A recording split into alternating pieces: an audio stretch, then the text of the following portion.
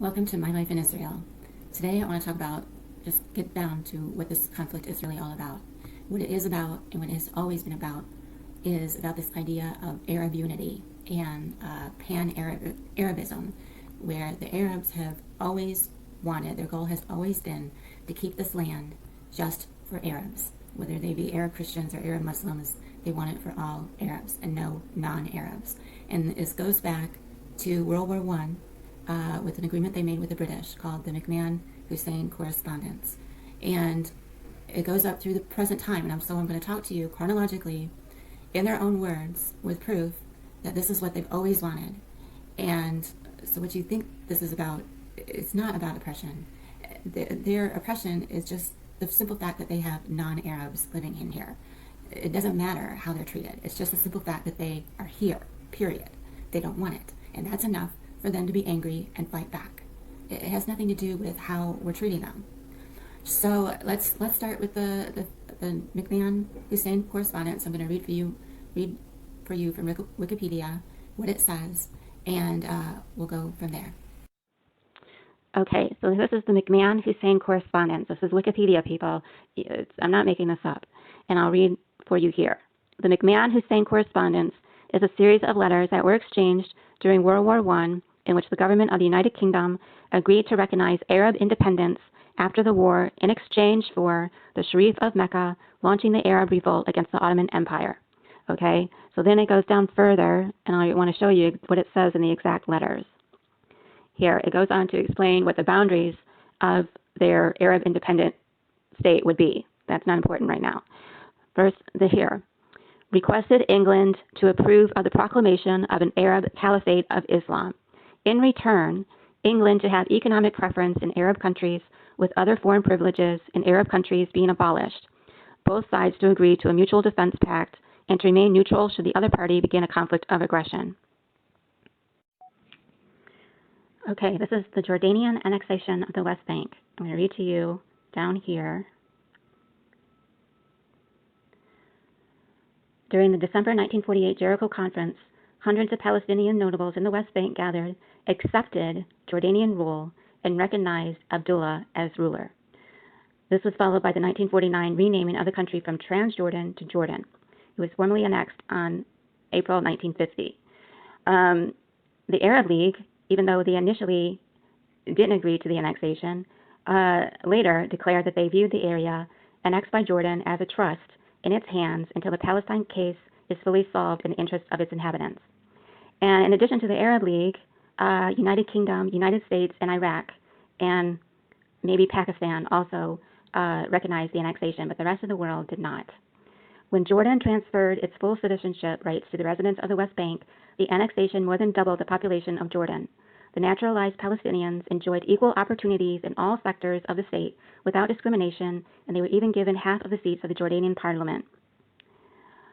After Jordan lost the West Bank to Israel in the 1967 Six-Day War, the Palestinians there remained Jordanian citizens until Jordan renounced claims to and severed administrative ties with the territory in 1988. Okay, so the point I'm trying to make is the Palestinians in the West Bank agreed to be part of Jordan. Why? Because the Palestinians in the West Bank didn't have their own country. It was never their own country. There was no such thing as a Palestinian state, ever. Okay? They were there in the land, living as Arabs. Okay? So they agreed to be part of Jordan because Jordan was Arab. Okay? They accepted citizenship. They are citizens of Jordan. The only thing that stopped it was Jordan's peace treaty with Israel. And I'm going to talk a little bit about that later. But that's the only reason why the Palestinians are still Palestinians. They could be in Jordan. They don't want to be because they have other alternative motives to why they don't. But they accepted it at one point. They accepted it. And that should tell you something. They don't want their own state.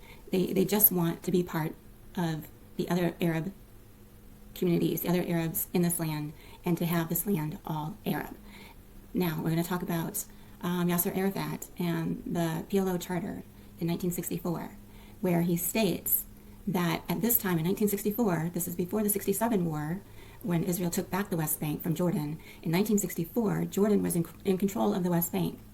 Yasser Arafat, in his PLO charter, states that he gives up sovereignty of the West Bank and every place that Arabs were in charge of, including Gaza, including what was part of Syria, the Golan Heights. He rejected all of that because why? Because they were ruled by Arabs. He didn't want to take that territory.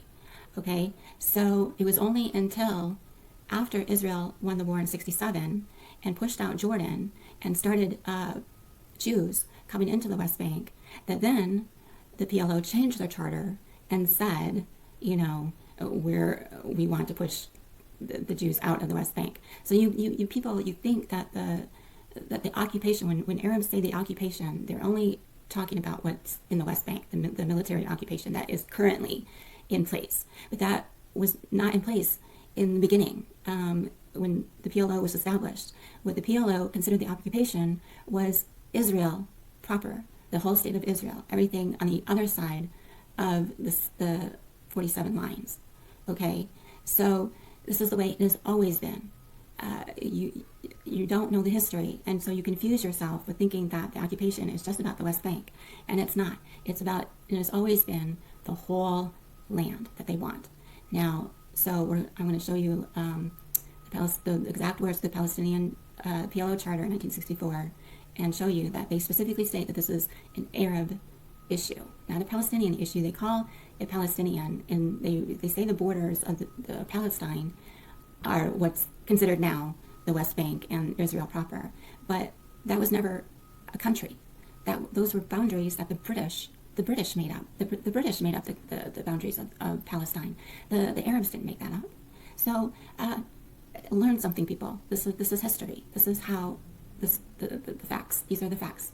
So let's read the PLO Charter, and then we'll come back. Okay, this is the Palestine Liberation Organization National Charter, 1964.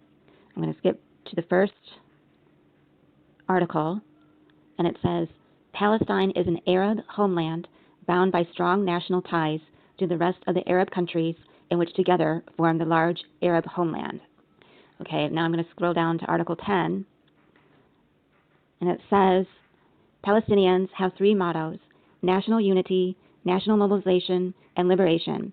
Once liberation is completed, the people of Palestine shall choose for its public life whatever political, economic, or social system they want. Okay, that's important. I'm going to talk about later. But now I want to scroll down to the last article, Article 24. This organization does not exercise any regional sovereignty over the West Bank in the Hashemite Kingdom of Jordan or on the Gaza Strip or the Himma areas. The Himma area is what's commonly referred to as the Golan Heights, northern Israel. Its activities will be on the national popular level in the liberational, organizational, political, and financial fields. All right, so after the PLO Charter in 1964, again, in 1972, this idea persists with Jordan calling for an Arab confederation between Jordan and the Arabs in Palestine. And they apparently, at that time in 1972, it was rejected both by the Palestinians and the other Arab nations. Why? Because now Jordan had lost the war, and now they were in negotiations with Israel for a peace treaty. And now nobody in the Arab world wanted to deal with an Arab country that was collaborating with Israel. So now things have changed, but the idea still persists. So now I'm going to show you another quote from another member of the PLO that was made in 1977, which actually states what I had said earlier, that this is the whole idea behind the idea of creating a separate Palestinian identity. And not my words, it's coming from the PLO directly. So let's go to this and then we'll come back. Zuheir Mohsen was a Palestinian leader of the Syria-controlled as Sa'iqa faction of the PLO between 1971 and 79. He said, quote, "The Palestinian people do not exist. The creation of a Palestinian state is only a means for continuing our struggle against the state of Israel for our Arab unity. In reality today, there is no difference between Jordanians, Palestinians, Syrians, and Lebanese.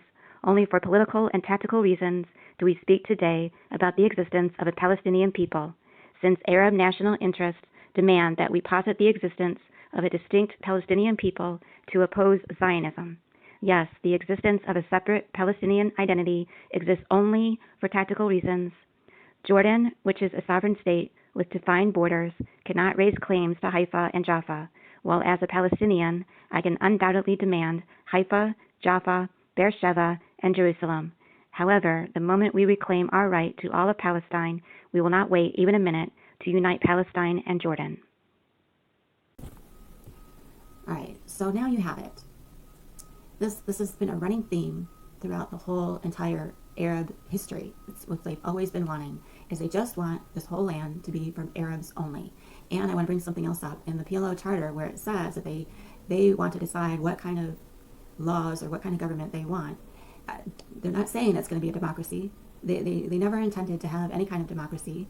Their idea of governance is under Arab cultural rule or under Sharia law. It's ruled by ideas of Islam and their own culture. So that's what I want to point out to you also. The PA is not ruled by democracy. Abbas has been ruling. He was only supposed to be there for 4 years. He's been there longer. He refuses to call for elections. He says he wants elections, and then he makes an excuse not to have them. So this is their idea of democracy. They don't want a Western style democracy. They just want to live under their own type of rule. And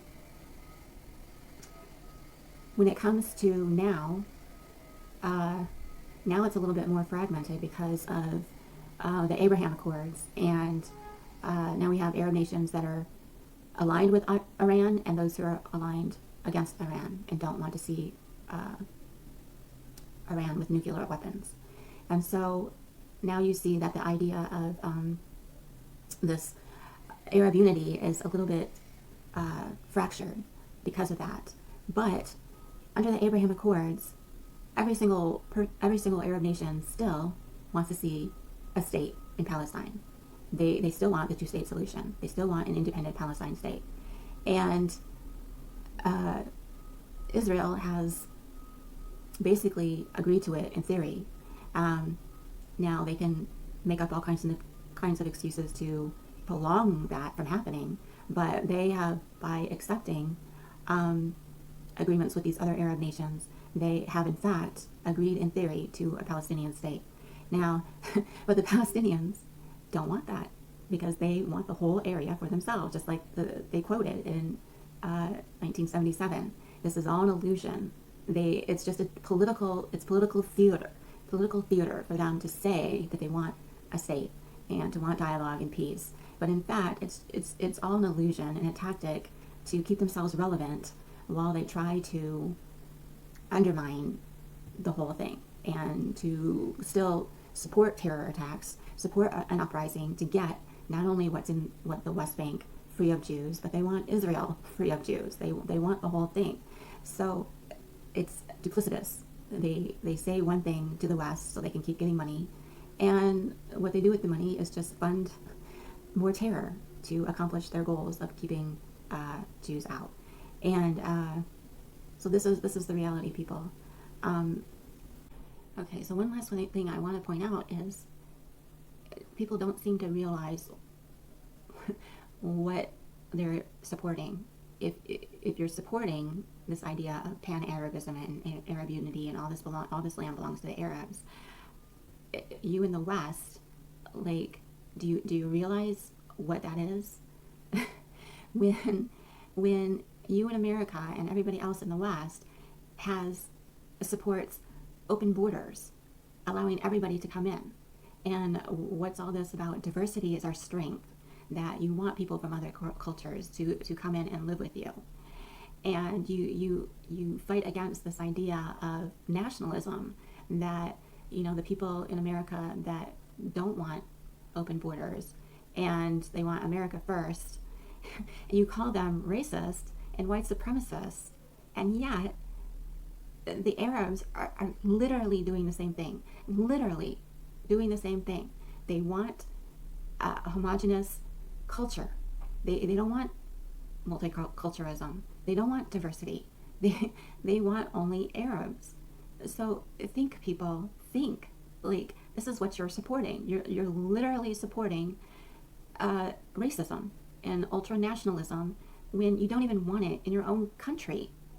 Like, what the F, people? What the F? Really, seriously, think about this. Why just because they have a different skin color, that's okay? But yet Israel wants the same thing. Israel wants a state of Jews. They want a majority of Jews. And they're not allowed that because that's racist. And that's, they're racist for wanting that. And this whole idea of apartheid, when literally that's what the Arabs want. The Arabs want that. They want that. And yet they exploit your ignorance by pointing out like that's what the Zionists want, when it's literally them who want that. It makes no sense, people. It makes no sense. People, wake up. This is the reality, people. You are being manipulated. And if it's okay for the Arabs to want a whole land of Arabs and nobody else, then it should be okay for the Jews to have a land for the Jews and nobody else. So this is really ridiculous. People going back and forth and saying, you're this, you're racist, you're apartheid, you're oppression, when literally the Arabs are the one who are wanting this. They want this. They don't want to live with Jews. Now, you could say now is a different time. Maybe some Arabs don't mind living with Jews or whatever, but we see it doesn't work. It doesn't work with the riots that were just happening last May. It doesn't work, and there's other reasons why it doesn't work, and that reason is Islam. Islam comes to play. There's a mixture of different things coming into play here. It's not just, the pan-Arabism, the culture. It's religion as well. They don't mix. There is no way we can live together in this land. So, and you Arabs are complicit in this lie. You want to tell people that it's about oppression when you know what the real reason is. You just don't want to be with non-Arabs. You want all the land to be for you only because you're Arab, not because you're Palestinian, because you're Arab and Muslim. So the media is complicit. The media knows. It's like this unsaid thing that everybody agrees to. Everybody agrees that they would rather live without the Jews in their own. They want to be ruled by other Arabs. So why can't Jews have their own space where they're ruled by themselves? Why do Jews have to be democratic and multicultural and equality and allow Arabs to live with them? And then even when they do live with them, you still call them racist because it's in a Jewish majority. When literally the same thing is going to happen if the Palestinians ever do create a state. What do you think they're going to do? They're going to make sure they have an Arab majority. They're going to not allow anybody else to come in. They're going to limit immigration. They're going to limit religion, just like they've done in every Arab country they have. So please just stop, people. Please wake up and stop and think about what you're supporting. You have no idea what you're supporting. And the Arabs that are agreeing to this and are all saying it's about oppression or whatever, they're complicit. They're complicit in the lie. They're complicit in the deception. I don't know what else to say, people. I don't know what else to say. So, until next time, like, share, comment, and stay tuned because I have a lot more to say.